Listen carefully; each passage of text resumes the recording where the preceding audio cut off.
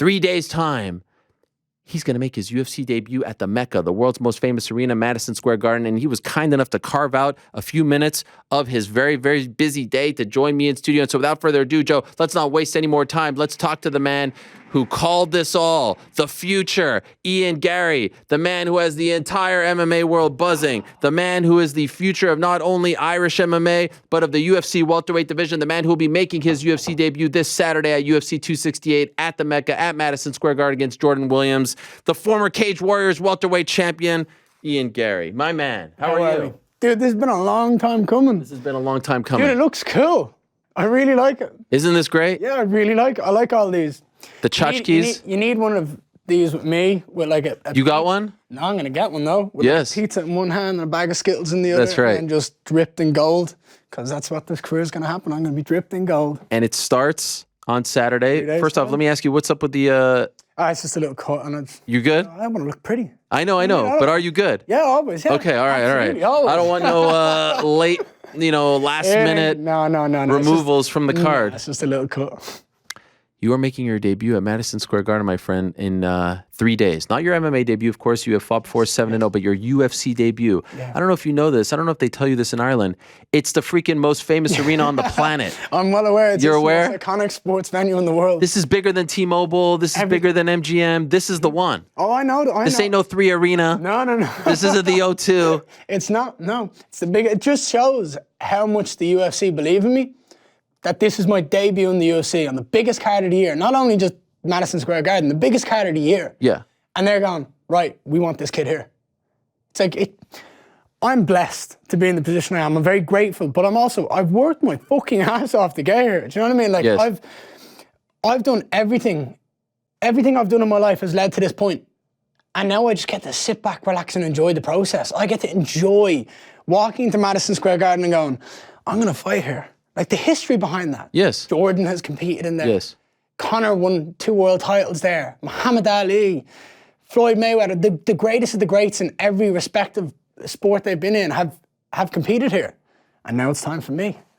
Could you tell it, like, inside your mind right now? You seem like a very happy-go-lucky guy, very calm guy, collected guy.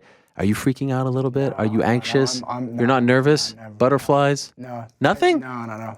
I'm excited. Excited? Yeah, I'm excited. This is years of hard work. Do you know what I mean? Like, when you started the show, were you nervous or were you excited? Excited. Exactly. Yeah. This is, for me, it's the start of a new chapter. It's the start of the rest of my life, in a sense of my competition. Like, I get to go in here now and put on a show for me, my friends and family, all my fans around the world. I'm gutted people can't be here. Like, the border is lifted in 2 days after the fight, so the 8th of November. Fans could have travelled over. Oh my gosh. So it's irritating because obviously the Irish love to travel. You've seen that with Conor. Yes. So it would have happened here in New York. Everyone would have, could you imagine what it would have been like? A lot of Irish here, though. There's a lot of Irish here. I don't know if they'll show up. No, they might. But there's a lot of Irish here in New York, as you know. I mean, some of the great, Katie Taylor fights here. There's a ton of, Mick Conlon fights here, a ton of Irish. Yeah. But there's, this fight for me, this fight is all my hard work, and I just get to sit back and enjoy everything that I worked for. So I'm excited. I'm full of adrenaline. Like, I really cannot wait to soak up every second of the experience between picking up my UFC bag and checking all the gear, putting on the gloves and trying them out, coming to meet you. This has been a long time coming. It has been. This has been a long time coming. And I held off for a little bit because I knew there was a time when it would be right. And I think when the fight was announced was right. And I think fight week here is right as well. Speaking of fight week, and speaking of the building up to this fight, the last time you fought, it was like a freaking roller coaster. Yeah. Can you compare the build up to this particular fight to the last time you fought, of course, for the Cage Warriors title, which was a monumental fight for you? Has it been a little less rocky this time around? It's definitely been less rocky. I'll tell you, it's whatever happens in life happens. It's not going to stop me. So, like, the shit that happened, it happened. Any shit that happened in this camp, if it did, if it didn't, doesn't matter. Because I'm going to get to the fight, and I'm going to do exactly what I do every single time. I'm going to show up. When I'm underneath those bright lights, I entertain. Like, the bigger the stage, the brighter I shine. This is the biggest stage of all. I'm going to show people what the future of MMA looks like on Saturday night. Like, I am going to put on a performance that people just sit back and go, okay, all right, this kid's it. and I'm just going to enjoy it. But there's been, whatever happens, doesn't bother me. It doesn't faze me. I'm tunnel visioned on competing and showing and proving I'm the best. And this is my life. This is my job. It's what I love doing. You put a lot of pressure on yourself when you say that, though, right? Always. If you win via decision, dominant, 30-27, people say, that wasn't, even though you just beat another man in a cage fight, like you are talking a very big game, and it's because you believe in yourself. Isn't that putting unnecessary pressure on yourself? Yeah. You want that? Yeah, no one expects more out of me than me. No one. I will always. If Conor won his UFC debut in 1 minute and 7 seconds, I want to try beat that. Okay. Like that's the person I am. I want to go out there and try beat that for no other reason than, all right, I can. Yeah. Why not? Right. But I don't feel pressure. Like it's not like, oh, I've got to do this. I've got to. I just want to enjoy every second of the fight. But like, I'm going in there with an attitude of, there's nothing he can do to beat me. And there isn't. Like, what's he going to do? Try to take me down? Not going to happen. He's going to try to beat me on the feet. If you think you can do that, good luck. I have an undeniable self-confidence, but it's not from nowhere. You've seen my fights. You've seen, like, when have you seen me hit clean? Like, I mean, like, it doesn't happen. It doesn't happen, and it won't happen. So people have to, like, that lucky shot doesn't exist. I'm going to go in here and I'm going to show people how good I am at what I do. And they're just going to see it. And I want it to be like, it's a beautiful violence. And I love what I do. And I want it to transfer it to people. I want people to see it. How's the knee? How's the knee? Great. Yeah. No problems? No. In the last fight, I couldn't throw a right kick. You're all right. Yeah. Last fight, I couldn't throw anything above the knee. Because anytime I did, the muscle would like expand and it would like shock. Damn. But it's perfect now. Just a little bit of time. Everything's perfect. I'm ready to go. I'm going in here just ready to kill. How do we feel about Sanford? Oh, right choice? I absolutely love it. Yeah, I love the coaches. Going there, I was like a big fan. Yeah. I'm like, when I think of like Gilbert Burns and Michael Chandler and Vicente Luque and all the guys that are on that mat, and even Henry Hooft, like it just like, wow, I've seen these guys in UFC. Like I've seen Henry being like Kamaru's corner, winning world titles. I've seen him in so many corners. I'm like, wow, this is cool. It's like, I'm a fan. So like, I remember going to my friends' houses and sitting down and getting pizza and watching Burns and Chandler and all these fights. And now it's like, I walk in, morning, how are we, boys? Yeah. It's quite surreal, but it feels right. Do you know what I mean? And the fit was good. What's up with you and Chandler? People keep hitting me up about this. What's going on? Is there a rivalry there? What's going on? He called you out. I saw an interview with Helen Nees, like you didn't show up to practice. What's up with that? It felt like there was something there. Tell us, Ian. Tell us. Me and Chandler have a little bit of banter. I try and annoy him a little bit. Okay. Yeah, you're like the annoying kid brother? Yeah, 100%. Okay. Yeah. But there's no rivalry there. No. I think he knows who the shining star is. Oh no, now he's gonna get mad. You said you whooped his ass. Didn't you say you whooped his ass? I do. I said that to him. No. Yeah, I said that to him. Yeah. He said to me, he was doing a show with you. He's like, I bet you're going to go on. We done a round together, a kickboxing round. And he was like, I bet you're going to go on Ariel Helwani now and tell him you kicked my ass. I was like, no, I'm not that guy. He was like, I am. I'm going to go on Ariel and tell him I beat your ass. I'm like, you got to do that. I'm like, I'll just beat your ass and tell no one about it. Okay. Yeah, no, we have a good laugh. And like, I do irritate him a bit, but I irritate everyone a bit. Okay. And I find my levels. Okay. But yeah, no, Chandler's cool. I like Chandler a lot, and he's an absolute workhorse, and he's someone that like I'm very blessed to be on the mats with because he's at the top of the sport for a reason, and he's someone that you can learn a lot from, and like I've done some wrestling with him, and you can see why he's that good. He's an amazing athlete, and I can't wait to see him fight this weekend. He's in a fight of the century. Yeah, it's a tremendous fight. Like it's huge. So yeah, there's no beef. No beef. No beef. No. If he has beef anyway, let's go. We train in the same gym. Do you spar? We've done a kickboxing round. Okay. We've been on the mats the same day every day, like and hitting pads at the same time. But no, I try primarily pick middleweights and welterweights. Okay. I always want to fight with guys bigger because there's something about that intimidation where someone's a little bit bigger and they kind of can walk you down. You're like, oh, I don't want to get hit by a middleweight as hard. Like it just changes something in my brain and it makes me move in a different way. And the same with welterweights. They're a bit faster, but there's still those people that can just walk you down. So I always try to fight people, inspire people that are bigger than me. But then again, like Michael Chandler's not that much smaller than me. He's a big dude. Well, let me ask you, you say you kind of like piss everyone off. You're the new kid. Yeah. You're the good-looking guy. You're the undefeated guy. You've got all the hype. You're the future Irish MMA, all that. You don't think some of these dudes, these veterans with the big egos are annoyed by you if you're coming in there? And Nah. you don't I don't think think they're like, nah. who's this freaking kid?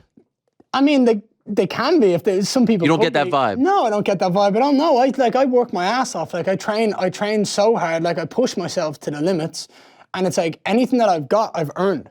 It's not like the hype isn't just for the sake of it. It's like I've earned it. Do you know what I mean? Like when you started following my career, my fights weren't boring or there was no skill that I was lacking. It was entertainment. It was like, wow, this kid has the potential. I know that. And I've earned it every step of the way. It's gotten better and bigger and bigger and better. And every time it's changed, and I've proven myself every single time. Saturday night will be no different, except it'll be the biggest stage and it'll be the biggest performance. And I'll sit there again. I'll come back here on Monday. Yes. And I'll say to you, you see why? You see why? Anyone take you under your wing over there? Any veteran? Yeah, a lot of the lads. Okay. A lot of them, not just one. Like when I got there initially, obviously Henry was amazing. Yeah. Like just the warmth that I felt when I entered the gym was like, no one kind of went like, oh, this fucking kid. Like, it was just like, everyone was like, all right, man, what's the story? How are we? Hugs, like, let us train. And it took a while for me to get into the schedule because it's so different. And I made changes to the schedule because I didn't feel like I liked one or two things because I work differently. Every fight is different. You know what I mean? Like, and that's it. But like when I got there initially, Brunson was fighting Till, and I knew I was long. I'm roughly around the same size as Till. I'm primarily a striker, so I was like, oh, let's do some. Like he'd done some rounds, and he was saying to me like, he's an amazing wrestler, an amazing grappler, and like you've seen that against Till. Like he's phenomenal at what he does, and he was just giving me tips straight away. Do you know what I mean? There's amazing wrestlers there. Logan Storley is an amazing wrestler, 4-time NCAA champ, I believe. I think I'm right.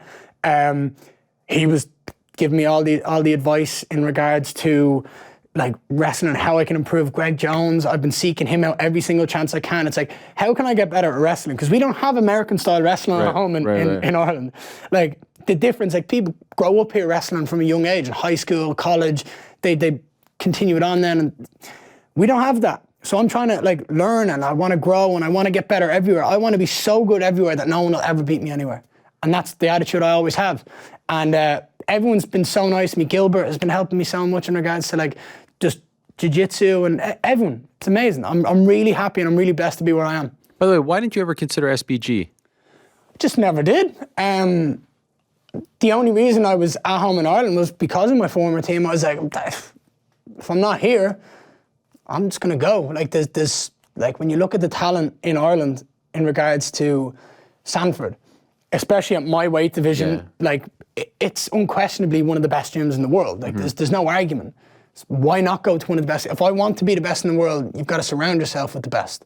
Sanford is literally full of killers and amazing coaches, everything. So I'm very blessed, and I'll take every second of it, and I'll just soak up every bit of knowledge I can, because I want to be the best there. I want to work my ass off. They posted this amazing clip the UFC did. I think it was UFC Connected of you reading the letter from your mom. I didn't know this story. For those that missed it, what happened? Your mom writes you a letter telling you essentially that she's disappointed in you, that you have chosen this career path. So it was, for context. How old are you?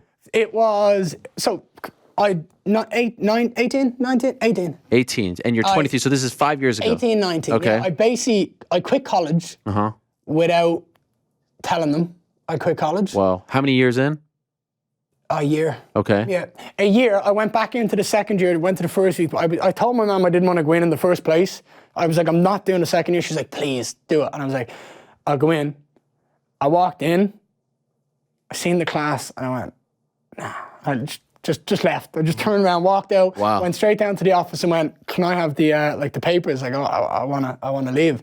And they were like, you sure? I was like, yeah, don't ask me, just give me the papers. Went home, was in bed for like a week. Oh my God. And my mom was like, should you not be in college? And I was like, it was an early Monday morning when she's rushing around trying to get somewhere. And I was like, about that. And she was like, what? I was like, I kind of like quit college. And she was like, oh no.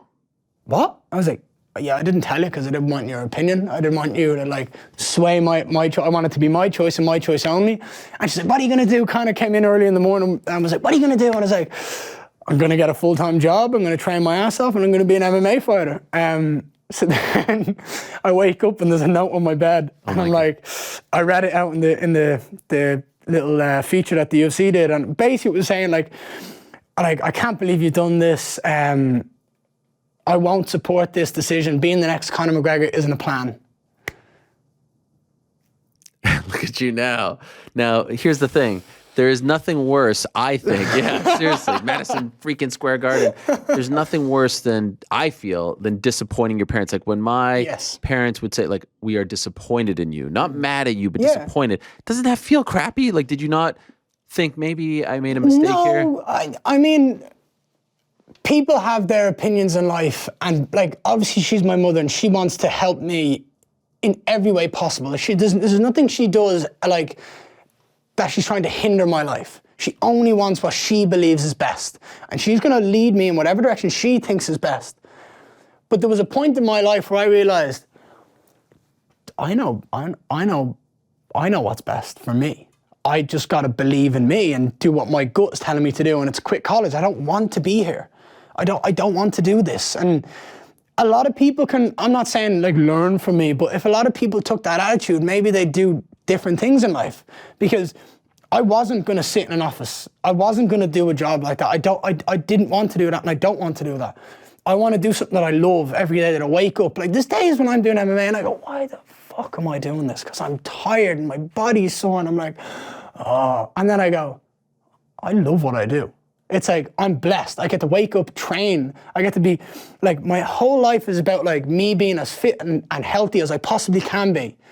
And I just want to enjoy every second of it. And I just went, I'm right, and I don't want anyone else's opinion. I didn't tell them because I didn't want them to sway my judgment and go, oh, just please do it. I'm like, no, I don't want to. It's my life. I'm going to live it. And if I make decisions that negatively affect my life, at least I can sit there and go, well, it was my decision. Mm-hmm. You didn't sway me to do this, or you didn't sway me to do that. I'm not pointing fingers. The only person I can blame is me. It hasn't really gone wrong. Right. So I'm not going to sit there and blame anyone, but I did sit her down after I won my world title fight. Oh. And I had a little party, belt was on the table, little cake there with the champ on it.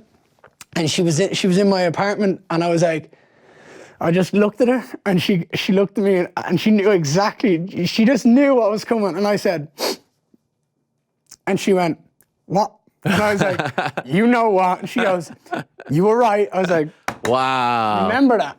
I won't hold it against her, ever, because I know it was only from the good of her heart. But I will remind her that I was right, because it's my life. And I just hope people can kind of take inspiration from that a little bit, because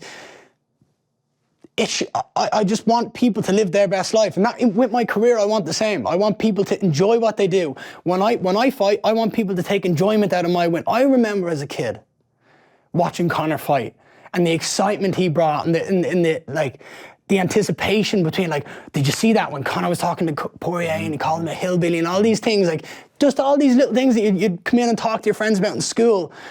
It's the kids in school that I want to motivate to follow their dreams, because they're the people whose lives, they have a choice now, like, on what they can do. And everyone has a choice. Everyone can always change their life. But I want those kids who are sitting there to have a dream to follow it, because you've only got one life. Mm-hmm. Don't fall into the societal trap of going to college, and I have to get a college, then I have to get a girlfriend, then I have to marry her, and then I have to have kids and have a stable job. It's like, you don't. You have to do whatever you want to do in life, follow it, enjoy it, and live your best life, because that's what it's about. And I don't need to be sitting here and trying to have a motivational speech. No, it is motivational. That was what I felt in that moment. It was like, I just want to do me. And if it falls all on me, I don't want to be the guy that sits there in the pub with your mates drinking a pint and going, I could have done that. Yeah. Do you know what I mean? I could have. Why didn't you? Do it. Don't let anyone stop you. What does she say now? Oh, she's absolutely 100% behind me now. She's going to watch. She's going to support. She's devastated. She can't be here. Right. I mean, like, they're behind me 100% now. And did your dad feel the same way? He kind of knew more that, like, all right, if he's going to do it, he's going to do it. Like, he doesn't really have it. Like, he knows that if I put my mind to something, I'm doing it. Like, I wanted to start MMA before college. And my mom was like, nope, not a chance. I know what you're like. You won't study. You won't do anything. You'll just do MMA. I was like, yeah. And she was like, no. So had I started it earlier, I probably would have been in the UFC earlier. But like, thing is, I'm 23. I'm making my UFC debut in 3 days' time at MSG. I have loads of time. You could have scripted this better. No rush in my career whatsoever. Like, I literally cannot wait to just see the career unfold because I'm excited for it. I feel like I'm living a dream. It's like, I feel like that dream of being like Conor McGregor, of like everyone going, oh, this is amazing. I'm literally following the same footsteps that he's laid out. And I'm enjoying it because I remember being a kid going, oh, that looks unbelievable. I wish I could be like that. And I just made it possible. And did you watch his MSG fight against Eddie Alvarez? Like, do you remember watching it? One of the best displays you've ever seen in the octagon. Where were you when you watched it? I was at a friend's house. And it was like early in the morning, right? Early it was in the like morning, probably 5 a.m., 6 a.m. Insane. Yeah, I remember we ordered pizza. We were sitting around waiting for it, so excited. And it was just, I was at my best friend's house. That is wild. Yeah, and now I was on the phone to him there the other day. I was voice messaging him, and he was like, dude, it's pretty crazy to think that like I remember walking around Alicante looking for a lock-in bar because it was a different time in Spain to watch him, what was meant to be the first Aldo fight, but changed to Chad Mendes. Yeah. I remember finding a lock-in bar with him and my other best mate, trying to find, knocking on the door, going, let me in. How much do I have to pay to let me in? He's like, I was like, I will pay you. I need to see this fight. And he's like, come on in. And I remember it was just insane. And I hope people get that experience from my career. Have you heard from him in the build-up to this? No. I think he tweeted about you. Yeah, he tweeted when you signed, I think. Yeah, and the photo of me and him. Yes. Yeah, in fact, we have the photo, guys. Where's the photo for those that may not have seen it? This is you and him. There's a big difference there, right? Massive difference. What year is this? That was when I was about 15, 16. That was when I was in fourth year in school, which is transition year. Okay. So I was working at Louis Copeland's, which is like the best suit shop in Dublin where Conor bought he's got his suits. And I was working there because my dad knew the manager, and it was like, oh, we're learning to kind of learn about work in fourth year. And I remember walking in with a bag of McDonald's because I went and got lunch, and everyone else was just so busy. I was like, do you just want me to get lunch? And I remember walking in going, ran up the stairs, threw the bags, and was like, I don't give a fuck, run back downstairs. I was like, what's up, hey, how I mean? And it was just like kind of cool. It was like, I remember that experience so well.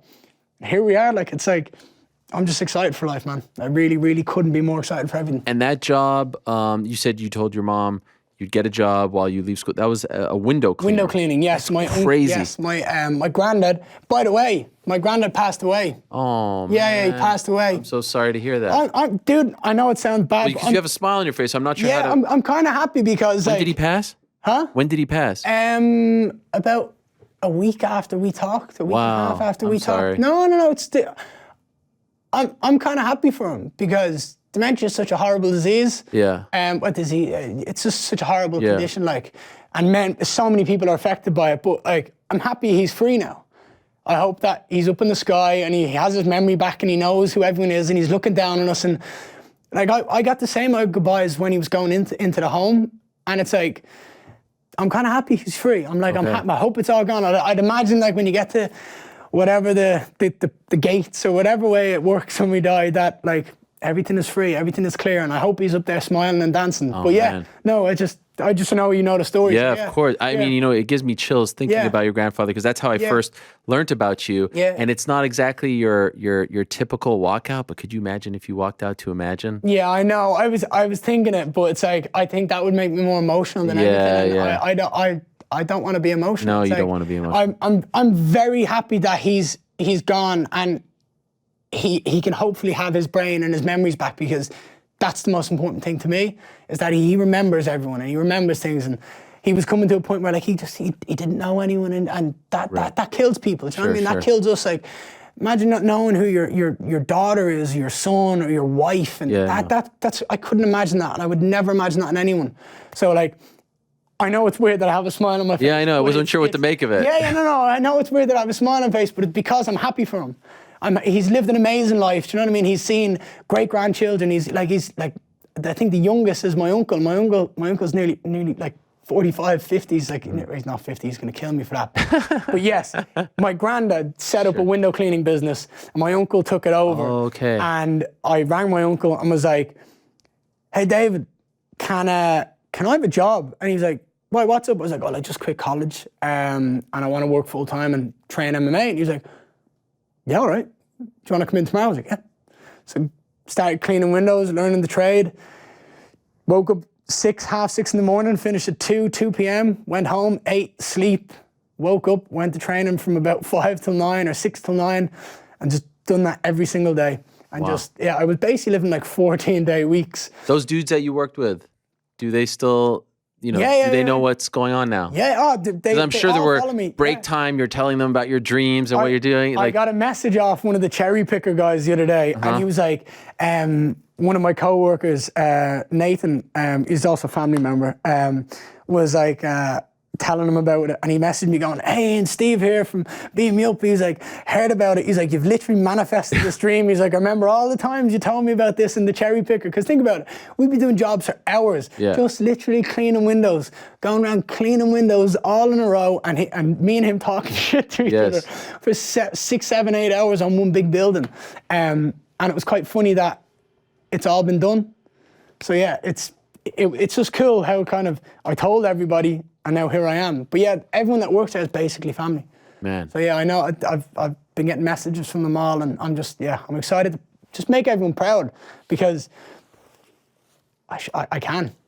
Your family is proud. Your country is certainly proud. The MMA community is very excited. I feel like I can run through a freaking brick wall at this point talking to you, your energy and your excitement. Dude, this is what it's about, though. You got to spread that positive energy. Do you know what I mean? I have it. I truly believe in myself so much. And it's not bullshit that I speak. It's just me. And I want it to transfer to people. I want you to feel that energy. So that when I feel it. Yeah, I want you to just sit there and go, yeah, this kid's going to do whatever the fuck he says he's going to do. Yeah. That's it. And that's the way life is. If I trust in this energy and I trust in myself, nothing can go wrong. So the official prediction is 66 seconds? I mean, if I can do 66 seconds, that'd be ideal. It could be earlier. We don't know. First round KO, 100%. I don't see it going out at first. I mean, I'm not stressed if it does. Like I have no rush inside that cage. I'm not going to go in there and be hectic and try look for a finish. I have to finish. I have to make a big debut. No, just go in there like I always do. Cool, calm, composed, and just pick people apart and wait till they get so frustrated that there's the opening. Take it. Thank you. Good night. Have a great one. Sit there and just look at everyone and just go, the future is inevitable. I told you, here I am. Do you know what I mean? Everyone's going to get it. It's coming. And then we'll see you on Monday, right back here. Right back here on Monday. Not a scratch on my face. Absolutely beautiful. I love it. Your better half, Layla, cracks the whip. She is a pro, though. I wish they were all as good as she was in terms of booking guests, because she's been a delight to work with. She said 1:30. Look at the clock right there, Ian. 1:30. Boom. She said you have to leave at 1:30, and so I will let you go. Appreciate it, man. It meant a lot that you would, I know it's a trek to come here from the hotel and the traffic. Dude, anything. You've been on board since like my second fight.